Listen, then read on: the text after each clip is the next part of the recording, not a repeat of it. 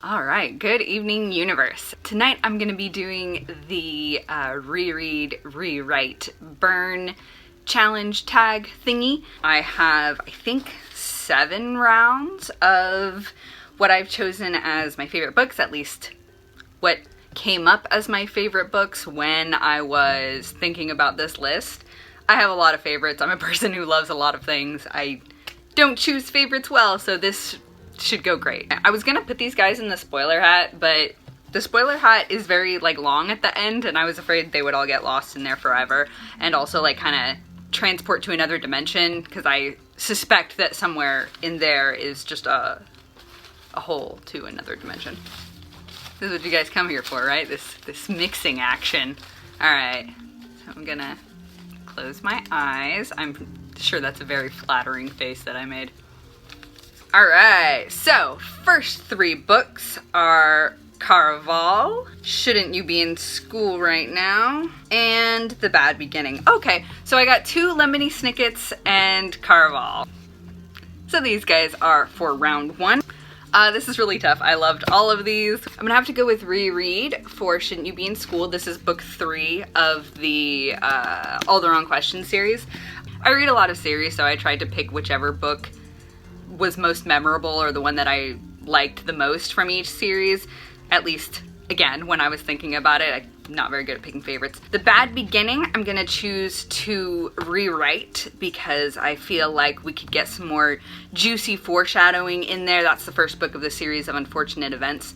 And I think we could get a little bit more character good times and foreshadowing and bringing up some of the mysteries that are carried throughout the series. I guess that means I'm burning Caraval. Sad. All right. Oh, I'm not supposed to look. Let me do my very appealing. Let me just try to close my eyes like a normal person. Oh, I got too many. Okay. We've got The School for Good and Evil, Volume 3, or Thing 3, War Storm, and Cress. Ooh. So Cress is book 3 in the Lunar Chronicles. War Storm is the 4th book in the Red Queen series. The School for Good and Evil is also book 3 in the School for Good and Evil series. This is the actual title of the book, is The Last Ever After. But I always call it School for Good and Evil 3 because why say fewer words when you can say more of them? I'm gonna reread War Storm,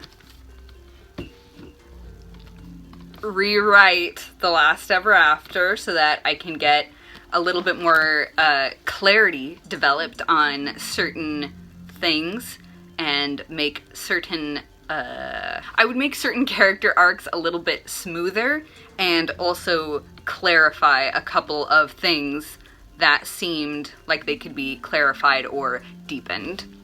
So that's the rewrite, which means Cress is the burn. I really like Cress because she has similar coping mechanisms to mechanisms that I have. Oh, I'm not looking, I swear, I'm just bad at this. Is that 3? Okay, yeah. Nope.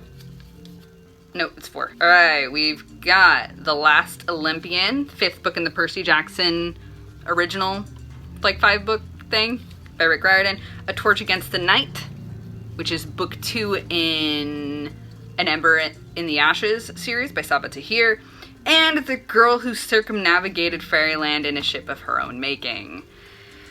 That one is by Catherine Valente. It is the first story of the Fairyland series. I've immediately forgotten what books I'm supposed to be. Okay, got him. So, this is...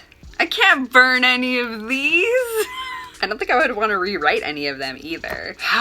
Okay, so this is going to be my reread. This will be my rewrite. I don't know what could be rewritten about this though. So I'm choosing The Last Olympian to burn, but only because I think it's thematically appropriate, since who the Last Olympian is deals with flames, so I think that's fine. I don't know what I would rewrite about this. Maybe I would let the characters have a little bit more joy in their lives rather than suffering. By the way, who is excited for A Sky Beyond the Storm, the finale to this series? I'm extremely excited. So rewrite this to give the characters a little bit more joy in their lives because they deserve it. Reread Fairyland and burn The Last Olympian. Some of these are going kind of easy, but some of them are super hard. Let's see. Okay, so that's 3, right? Okay. 6 of Crows, The Cruel Prince, and Shadow Magic. 6 of Crows by Leigh Bardugo. Everybody knows about this book. And Shadow Magic by Joshua Kahn. And The Cruel Prince. Okay. Oh, this is terrible. Okay, I'm gonna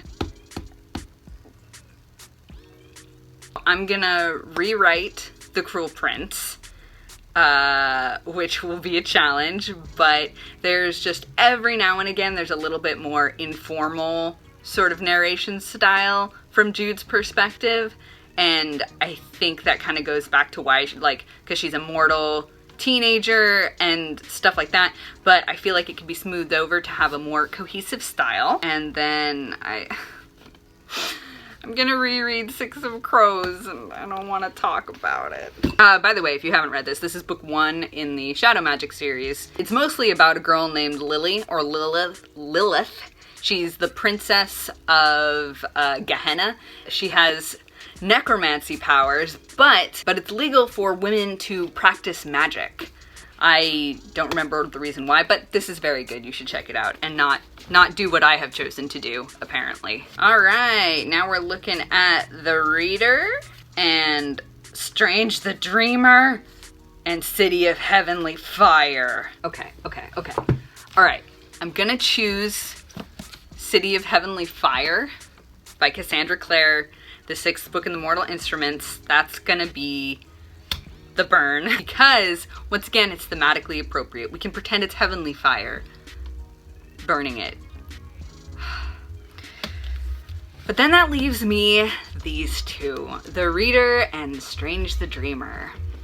I legitimately don't know how either of these could be rewritten in a way that doesn't make them worse. They're so purposeful. I know a lot of people feel that Strange the Dreamer is super slow and nothing happens. I don't feel that way at all. I think it's all carefully built up to be exactly as devastating as Laini Taylor intended it. It doesn't help that it's been a while since I've read this, and I've read this twice, and one of them was recently, so I know more of what's going on here. Okay. I'll reread The Reader. And such hubris, I'll rewrite Strange the Dreamer to include foreshadowing of the antagonist from Muse of Nightmares. Oh, that one was the worst one yet. We have a couple more rounds to go. I'll be staring off into the distance like this because I can't seem to close my eyes in a way that's not weird. All right, we've got Timekeeper by Tara Sim, King of Scars, Leigh Bardugo again, and Dreams of God and Monsters, another Laini Taylor. Timekeeper, Dreams of Gods and Monsters, and King of Scars. Let me try and think this through a little bit. King of Scars is great because I love all the characters that star in it. The only thing I can think of, actually, that might be it. I think, okay. Let me not just drop off into space. Sometimes some of the stories feel very disconnected from the other ones, and I don't really know why we're hanging out with these particular characters during these events in King of Scars. Now, this might be explained when Reign of Wolves come out, and there may be some like foreshadowingness that needed to happen, and that's why we got those perspectives. But as of now, I'm gonna say that I'll rewrite King of Scars. But that means that I have to burn one of these. Okay, I'm gonna reread Dreams of Gods and Monsters, and I'm gonna burn Timekeeper. But the reason for that is because Laini Taylor has like a singular universe, I think, from what we've read in Strange the Dreamer, and I want to be able to go back and read this again for more information about that universe, whereas the Timekeeper series is self-contained, and I think that I would be able to read the second two books without having to go back and reread the first one. That was agony though. I think we only have 3 left, which is exciting because I thought I miscounted. So we've got Paradise Lost by Milton, I forgot I put that in there, The Hidden Oracle, Rick Riordan, the first Trials of Apollo book, and Lady Midnight. Oh, Trials of Apollo, Lady Midnight, and Paradise Lost. I have this book, but it's too much of a chunker for me to wield so laxly like the rest of these. Well, I'm not gonna rewrite Paradise Lost, and I'm not gonna burn it either because that was expensive. So that's gonna be my reread. Gonna reread Paradise Lost. This is really hard. I don't want to burn either of these. All right, so let me go over what I love about these guys. So Lady Midnight is the first book in the Dark Artifices trilogy by Cassandra Clare, which follows the Mortal Instruments trilogy. What's good about this book is that it includes my boy Julian, who I adore. Emma is also fantastic. Emma and Julian are my favorite leads that Cassandra Clare has written, I think. So that's rough. Then we've got The Trials of Apollo. This is the first book in the Trials of Apollo. It's called The Hidden Oracle, and it follows Apollo as he goes through trials. Okay. I think I would rewrite this. I think I would rewrite this because there were a couple of moments that I feel could be slightly dialed back, even for a young reader audience. And I'm gonna burn this one by process of elimination. I'm so sorry, Julian. And Emma, but mostly Julian. That was all of them. It was very hard. It was about as hard as I expected. Some of those matchups were brutal. But this was a lot of fun. I like going through and kind of, because it makes you look back on like what you love about certain books and what draws you to them and things like that. It's kind of agonizing, but it is really fun. Thank you guys for hanging out with me while I have to pick from favorites among favorites. It was very hard. Have a good night, universe.